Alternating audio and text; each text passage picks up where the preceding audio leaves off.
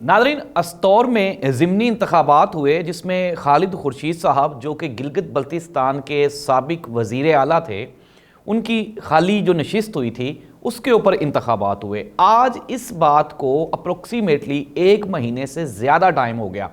Total voters की तादाद कोई 16,000 के करीब थी, लेकिन इसके बावजूद भी आज तक उस सीट का सरकारी नतीजा अनाउंस नहीं हो सका, जिसके खिलाफ पाकिस्तान तहरीके इंसाफ गिलगित बल्तिस्तान ने एक एहतजाजी धरना दिया हुआ था।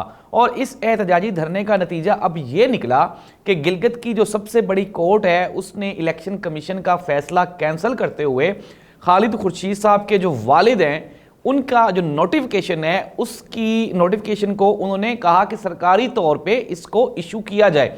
अगर नहीं किया जाएगा तो इलेक्शन कमीशन के खिलाफ तौहीने अदालत की कार्रवाई की जाएगी। जी हाँ नाज़रीन, ये है पाकिस्तान का निज़ाम का एक छोटा सा, आप इसकी मिसाल कह लें या एक छोटा सा नमूना है जिसमें आप ताकतवरों के सामने बिल्कुल बेबस और कमज़ोर दिखाई देते हैं।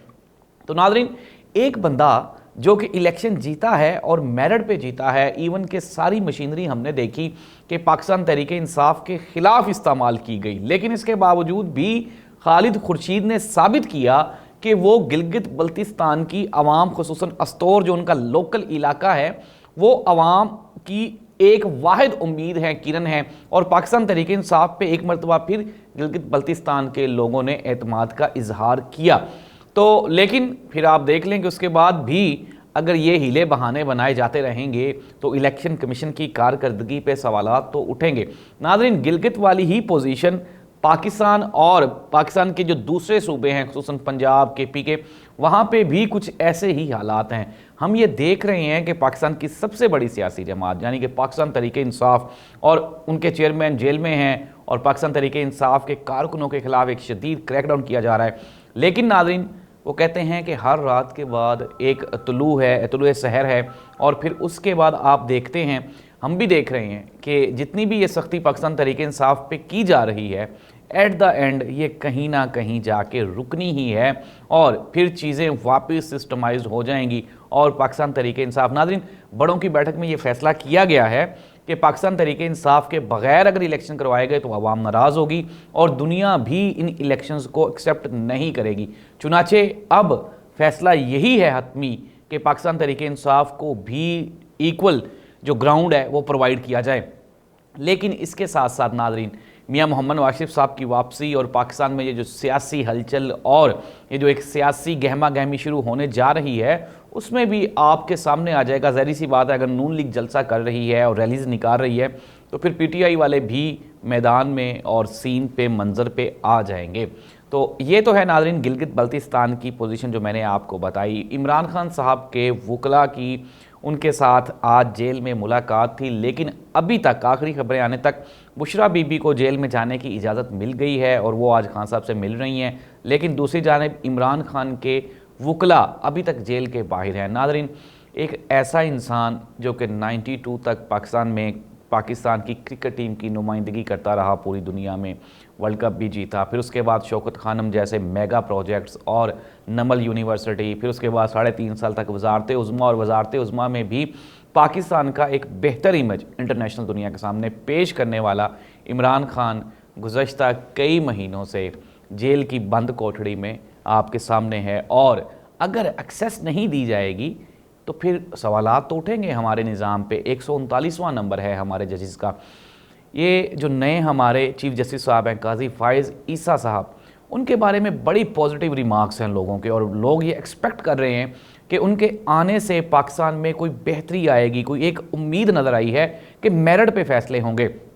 काजी साहब के बारे में मुख्तलिफ लोगों की मुख्तलिफ प्रडिक्शंस हैं, लेकिन काजी साहब का अगर हम प्रीवियस ट्रैक रिकॉर्ड देखें तो ये एक सख्त जज रहे हैं। और मैंने उन तमाम दोस्तों को ये कहा था कि वो लोग जो एक्सपेक्ट कर रहे हैं कि काजी साहब आके और मियां नवाज शरीफ साहब या नून लीग या PDM के हक़ में कोई फ़ैसला देंगे या फ़ैसले करेंगे, तो ये उनकी बहुत बड़ी गलत फहमी होगी। क्योंकि काजी साहब, जहाँ तक मेरा ख्याल है, मेरी राय है, तो ये पाकिस्तान के सख्त तरीन चीफ जस्टिस होने वाले हैं मेरिट और इंसाफ को लेके।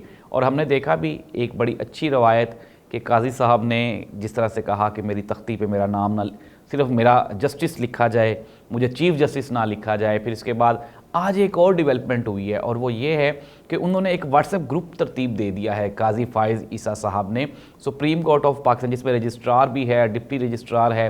جو کارروائی ہوگی وہ ریکارڈ ہوا کرے گی اور ریکارڈ کا حصہ رہے گی کہ آج کون کون سے کیسز سنے گئے اور ان کے کیا کیا فیصلے ہوئے اور میرٹ اور ڈی میرٹس بھی اس میں ڈسکس ہوں گے. تو یہ ہیں قاضی فائز عیسیٰ صاحب اور ان کی پرفارمنس، اور امید کی جاتی ہے کہ ان کے آنے سے ایک کوئی ٹھنڈی ہوا کا جھونکا ہے جو پاکستانی سسٹم میں آئے گا اور آنے والے دنوں میں ہم لوگ دیکھیں گے کہ پاکستان کا عدالتی نظام آپ کو بہتر سے بہتر دکھائی دے گا. کل ہم سب لوگوں نے دیکھا کہ کس طرح سے آن لائن انہوں نے آن کیمرہ پروسیڈنگز کی اور پروسیڈنگز میں ہم ججز کو، وکلاء کو، سب کو پریزنٹیشن کا موقع دیا گیا تاکہ عوام جان سکیں کہ ججز جو ہیں وہ کتنے اہل ہیں، اور اس کے علاوہ ہمارے جو وکلاء ہیں ان کی اہلیت کا بھی اندازہ ہو سکے، کیونکہ ہم لوگ اس سے پہلے اس طرح کی کوئی ریت یا رواج نہیں تھا کہ آپ لائیو اس طرح پروسیشن دیکھ سکیں. لیکن ناظرین یہ ایک اچھا آغاز ہے جس کو کہ قاضی فائز عیسیٰ صاحب نے اس کا کریڈٹ لیا ہے، اور آنے والے دنوں میں بھی چیزیں آپ کو مزید سپریم کورٹ آف پاکستان میں بہتر ہوتی ہوئی دکھائی دیں گی. ناظرین اگر ہم بات کریں موجودہ سیاسی صورتحال کی تو گزشتہ رات پاکستان تحریک انصاف کے جو ایم پی اے کے امیدوار تھے، کارکن جو کہ جیل میں ہیں، عباد فاروق صاحب، ان کے بیٹے عمار فاروق کا جنازہ تھا، اور جنازے پہ بھی ہم نے دیکھا کچھ اطلاعات ہیں کہ کچھ لوگوں کو گرفتار کیا گیا جو کہ جنازے میں شرکت کے لیے آئے تھے. تو ناظرین یہ ایک لمحہ فکریہ ہے اور باحثیت انسان ہم لوگ اس قدر پستی کا شکار ہو چکے ہیں کہ ہمارے لیے انسان ہونے کا لفظ استعمال کرنا یہ بھی انسانیت کی توہین ہے. اللہ کرے کہ ہمیں کچھ ایسی ہدایت آ جائے، کچھ ایسا سبق ہمیں پتہ نہیں ہم اپنی غلطیوں سے کب سیکھیں گے. 71 میں بھی نہیں سیکھا، پھر اس کے بعد کنٹینیوسلی 75 سالوں سے ہم لوگ غلطیوں پہ غلطیاں کرتے آ رہے ہیں، لیکن آج تک پتہ نہیں کیوں نہیں سیکھ سکے.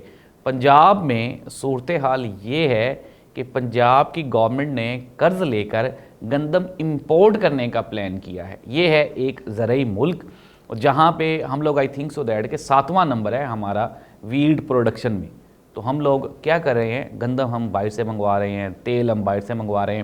چینی کا بھی میگا سکینڈل ہمارے سامنے پچھلے دنوں گزرا کہ پاکستان میں آپ دیکھ لیں کہ گنے کی پروڈکشن اور چینی کا سارا جو پروڈکشن یونٹس ہیں وہ پاکستان میں ہیں، لیکن اس کے باوجود بھی چینی ہم نے باہر سے امپورٹ کی. تو ناظرین لمحہ فکریہ ہے، افسوس ہے اس بات پہ کہ ایک اگریرین کنٹری ہونے کے باوجود بھی ہم لوگ اپنے لیے اناج تک پیدا نہیں کر سکے. ہمارا دشمن، ہمارا ہمسایہ ملک وہ چاند پہ پہنچ گیا، اب سورج پہ جانے کی تیاری کر رہا ہے. آئی ٹی میں وہ ہمیں پیچھے چھوڑ چکے.